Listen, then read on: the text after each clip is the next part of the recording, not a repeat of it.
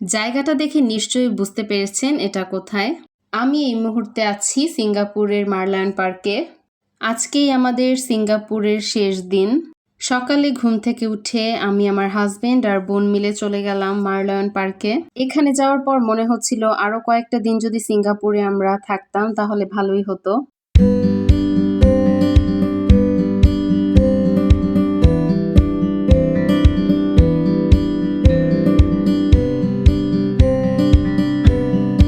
এখানে যাওয়ার পরে আমরা দেখলাম এখানে অনেক ট্যুরিস্ট এবং যে যার মতো ছবি ভিডিও নিচ্ছে। লায়নের সামনে এসে যখন দেখলাম লায়নের মুখের ভিতর দিয়ে পানি বের হচ্ছে, এটা দেখে আমার খুব ভালো লাগছিল। এই পার্কের মধ্যে যারা ছিল এখানে 90% ট্যুরিস্ট ছিল। এখানে এত বেশি মানুষ ছিল যে আমরা ছবি তোলারই জায়গা পাচ্ছিলাম না। যেখানেই যাচ্ছি দেখছিলাম সবাই টিকটক করছে। জায়গাটা এত সুন্দর, যেখানে দাঁড়িয়ে মেরিনা বে, সিঙ্গাপুর ফ্লায়ার, সায়েন্স মিউজিয়াম, মোটামুটি সবকিছুই দেখা যায় এখান থেকে। আসলে সিঙ্গাপুর শহরটা এত ছোট, যেখানে দাঁড়িয়ে মনে হয় সবকিছুই কাছে। হ্যালো সবাইকে, কি অবস্থা সবার? আজকে আমরা মালয়েশিয়ার উদ্দেশ্যে রওনা হয়েছি। সিঙ্গাপুর থেকে মালয়েশিয়া আমরা বাসে করেই গিয়েছিলাম। বাসে ওঠার পর মনে হচ্ছিল না আমি বাসে আছি, কারণ ওখানে রাস্তাটা যেরকম সুন্দর, বাসের সিস্টেমটাও খুবই সুন্দর। সিঙ্গাপুর থেকে চলে যাওয়ার সময় বারবার মনে হচ্ছিল এখানে আবার আসা হবে নাকি, বা আসলেও কবে আসব। কেন জানি খুব মন খারাপ লাগছিল আমার। আমরা রওনা হয়েছিলাম দুপুর 3টার সময় আর পৌঁছানোর কথা ছিল রাত 8টার মধ্যে। কিন্তু মালয়েশিয়ার রোডে ঢোকার পরে এত বেশি ট্রাফিক ছিল যা বলার বাহিরে। যেখানে আমাদের রাত 8টার দিকে পৌঁছানোর কথা, সেখানে আমরা মোটামুটি গিয়েছি অলমোস্ট তখন রাত 2টা বাজে। অনেক রাত হয়ে যাওয়াতে আমার আসলে হোটেলে গিয়ে কোনো ক্লিপ নেওয়া হয়নি। পরের দিন সকাল সকাল ঘুম থেকে উঠে আমরা রেডি হয়ে গেলাম টুইন টাওয়ারে যাওয়ার উদ্দেশ্যে। রেডি হয়ে আমরা গ্র্যাবের জন্য অপেক্ষা করছিলাম। এদিকে আমি আর আমার বোন তো খুবই এক্সাইটেড। ছোটবেলা থেকে আমরা টুইন টাওয়ার দেখে আসছি, কিন্তু আসলে কখনো যাওয়া হয়নি। প্রথমবারের মতো আমরা যাচ্ছি, এর জন্য আরো বেশি এক্সাইটেড। আমরা যেই হোটেলটায় ছিলাম এই এলাকাটার নাম ছিল জালান পুদু। আমাদের হোটেলটা খুব ভালো একটা পয়েন্টে ছিল, তার কারণ হচ্ছে এই হোটেল থেকে মোটামুটি সবকিছুই কাছে, শপিং মলগুলো।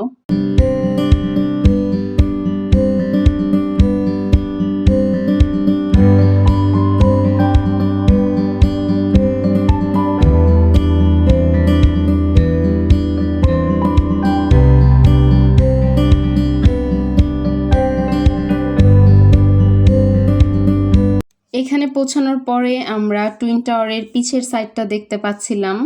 টুইন টাওয়ার এত উঁচু যে দেখে অবাক লাগছিল নিজের চোখে। পেছন দিয়ে আসলে বোঝা যাচ্ছিল না এটার উচ্চতা কতটুকু।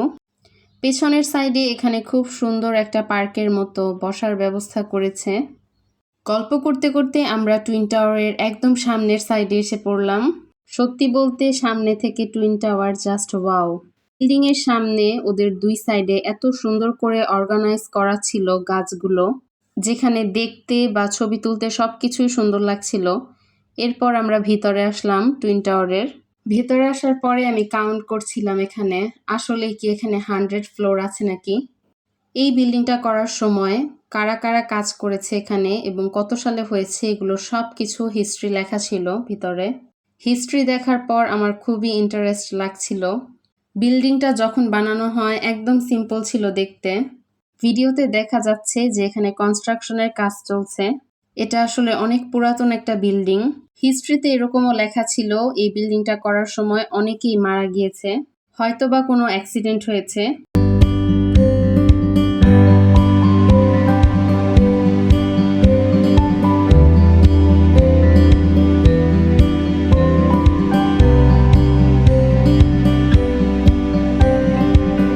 ঘোরাঘুরি শেষে আমরা একটা রেস্টুরেন্টে এসে ফুড অর্ডার করলাম। রেস্টুরেন্টটা খুবই সুন্দর ছিল, গুছানো, এবং তাদের বিহেভিয়ারও খুবই ভালো ছিল।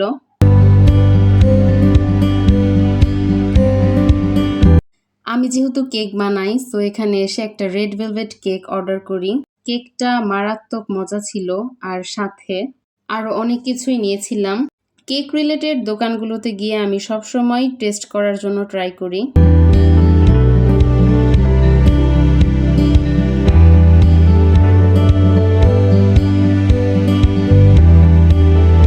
রেস্টুরেন্টের ভিতরে বসে দেখছিলাম বাইরে খুব সুন্দর ঝর্ণা ছেড়েছে। দেখে মনে হচ্ছিল গানের তালে তালে ঝর্ণার পানি নড়ছে।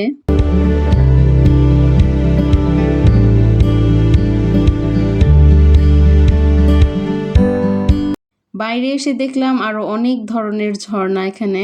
টুইন টাওয়ারে ঢোকার আগে আমরা যে পেছনের সাইডটায় এসেছিলাম ওই সাইডে আমরা আবারও খাওয়া দাওয়া করে এসেছি, কারণ এখানের ভিউটা সুন্দর ছিল।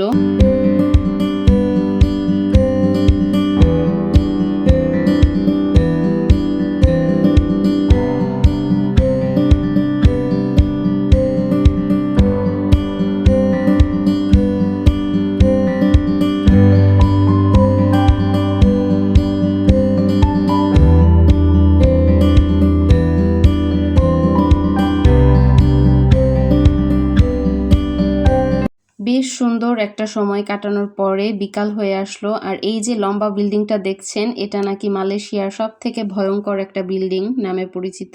হোটেলে গিয়ে আমরা ফ্রেশ হয়ে আবারও বের হয়েছি সন্ধ্যায়। প্রথমে আমরা একটা শপিং মলে এসেছিলাম। এখানে আসার পরে আমার জামাই যেন কি দেখে খুব খুশি হচ্ছিল। মলটায় ঢোকার পরে আমরা খুব সুন্দর একটা জিনিস দূর থেকে দেখছিলাম। দেন আশেপাশে আমরা অনেক খাবারের দোকান দেখছিলাম আর চিন্তা করছিলাম কোথায় ডিনার করা যায়। কিছুক্ষণ হাঁটতে হাঁটতে আমরা এই মলের ভেতরটায় ঢুকে যাই। এটা দেখে মনে হচ্ছিল সিঙ্গাপুরের চাঙ্গি এয়ারপোর্টে একটা আর্টিফিশিয়াল ঝর্ণা আছে, ওইটার মতো লাগছিল। এরপর আমরা রাস্তা দিয়ে হেঁটে হেঁটে সামনের দিকে যাচ্ছিলাম। সত্যি বলতে রাস্তায় কোনো মানুষ ছিল না, এরকম লাগছিল শুধু আমরা 5 জন আছি এখানে রাস্তা পার হওয়ার যেহেতু জায়গা নেই, সো একটা ব্রিজে উঠে আমরা আরেকটা মলে যাচ্ছিলাম। ওই মলের নাম ছিল টাইম স্কয়ার, বিশাল বড় মল। টাইম স্কয়ারের ভিতরে ঢুকে দেখলাম এই মলটা আরো সুন্দর, বিভিন্ন ধরনের ডিজাইন করা ভিতরে। এরপর আমরা চলে গেলাম একটা দোকানে। এই দোকান থেকে আমরা অনেক কিছু কিনেছিও। এখানে নানান ধরনের শোপিস ছিল, টুইন টাওয়ার ছিল, মালয়েশিয়ার বিভিন্ন ধরনের ব্যাগ ছিল, কুয়ালালামপুরের। এরপর ছিল অনেক ধরনের নেল কাটার, চাবির রিং। আর এই বক্সটা নেওয়া হয়েছিল আমাদের ক্যারেন বেবির জন্য, মানুষকে গিফট দেওয়ার জন্য। এখানে মা অনেকগুলো চাবির রিং নিয়েছে। শপিং শেষে আমরা আরেকটা ফ্লোরে যাচ্ছিলাম ইলেকট্রিক দোকানে। এখানের কাজ শেষ করে আমরা চলে গিয়েছিলাম ডিনার করতে। রাত তখন 11টা বাজে। হোটেলের আশেপাশে দেখলাম এখানে সব দোকানই মোটামুটি অফ করে দিয়েছে। ওরা নাকি বেশি রাত পর্যন্ত রেস্টুরেন্ট ওপেন থাকে না। আরেকটা মজার ব্যাপার হচ্ছে এখানে ওরা ইংলিশ খুবই কম বুঝে। এই রেস্টুরেন্টের ফুড মোটামুটি ভালোই ছিল, কিন্তু ওদের কোনো খাবারেই লবণ ছিল না। যখন লবণ চাচ্ছিলাম আমরা, বারবার সয়া সস দিচ্ছিল, কিন্তু বুঝতে পারছিল না যে লবণ। বারবার ভেঙে ভেঙে বলা হচ্ছিল সল্ট, এরপরেও বুঝতে পারে না সল্ট মানে কি। যাই হোক, কথা বলতে বলতে আমাদের ফুড এসে পড়েছে। আমরা খুবই ক্ষুধার্ত ছিলাম। রেস্টুরেন্টটা আমাদের হোটেলের একদম পাশেই ছিল। খাওয়া দাওয়া শেষ করে আমরা হোটেলের উদ্দেশ্যে আবারও রওনা হই। এই ছিল আজকে আমাদের ডিনার। সবকিছুই স্টিম, কোনো কিছুতে লবণ নেই, কিন্তু খাওয়ার পরে তাও ভালোই লেগেছে। আজকের ভিডিওটা এই পর্যন্তই। নেক্সট ভিডিও দেখতে হলে সবাই আমার চ্যানেলটা সাবস্ক্রাইব করে রাখবেন। সবাই ভালো থাকেন, সুস্থ থাকেন।